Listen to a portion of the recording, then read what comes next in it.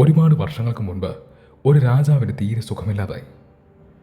വൈദ്യന്മാർ, അന്നത്തെ ഡോക്ടർമാർ രാജാവിനെ പരിശോധിച്ചു. പക്ഷെ എത്ര ശ്രമിച്ചിട്ടും അവർക്ക് രാജാവിൻ്റെ അസുഖം എന്താണെന്ന് കണ്ടുപിടിക്കാൻ സാധിക്കുന്നതേയില്ല. മിടുക്കന്മാരായ വൈദ്യന്മാരെ കൊണ്ടുവന്നു.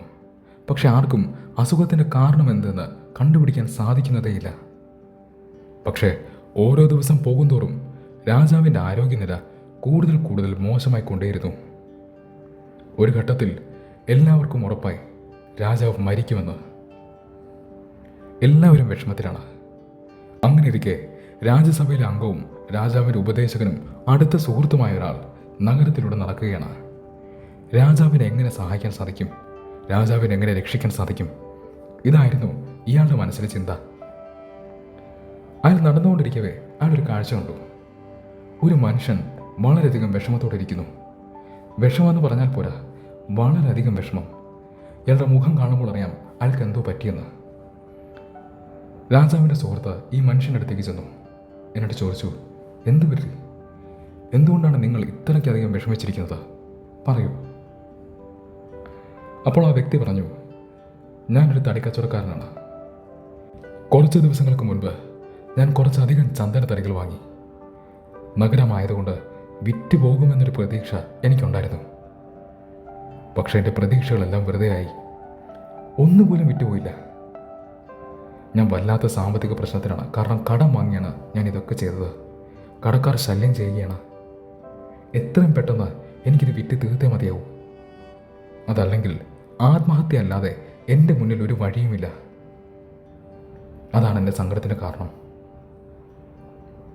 എനിക്ക് രക്ഷപ്പെടാൻ ഒരൊറ്റ മാർഗമേ ഉള്ളൂ. ഇവിടുത്തെ രാജാവ് മരിക്കണം.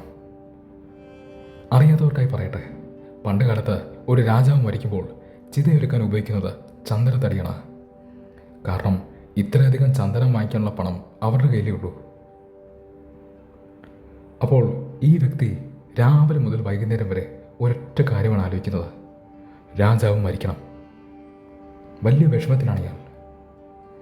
രാജാവിൻ്റെ സുഹൃത്ത് ഈ വ്യക്തി പറഞ്ഞതെല്ലാം കേട്ടുകൊണ്ടിരുന്നു. ഒരല്പനേരം നിശബ്ദനായി നിന്നു. എന്നിട്ട് ഓടിപ്പോയി. ഒരുപാട് പണവുമായി തിരികെ വന്നു. ഈ തടിക്കച്ചവടക്കാരൻ്റെ കയ്യിൽ നിന്ന് ചന്ദനത്തടി മുഴുവനും ഈ സുഹൃത്ത് വാങ്ങിച്ചു. അത്ഭുതമെന്തെന്നാൽ രാജാവിൻ്റെ അസുഖം പൂർണ്ണമായിട്ടും അപ്രത്യക്ഷമായി. ആർക്കും വിശ്വസിക്കാൻ സാധിച്ചില്ല.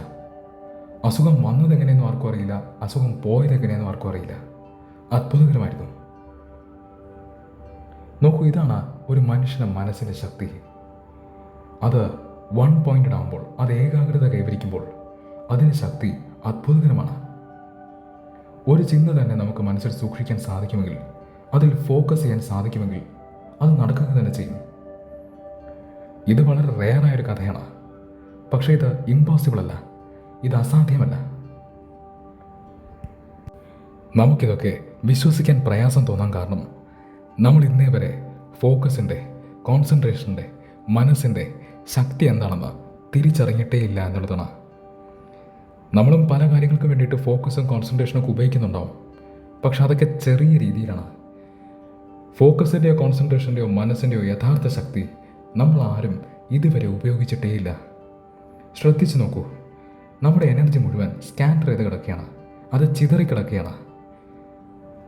നമ്മൾ ഫോക്കസ് ചെയ്യുമ്പോഴും കുറച്ച് എനർജി മാത്രമാണ് അതിൽ കൊടുക്കുന്നത്.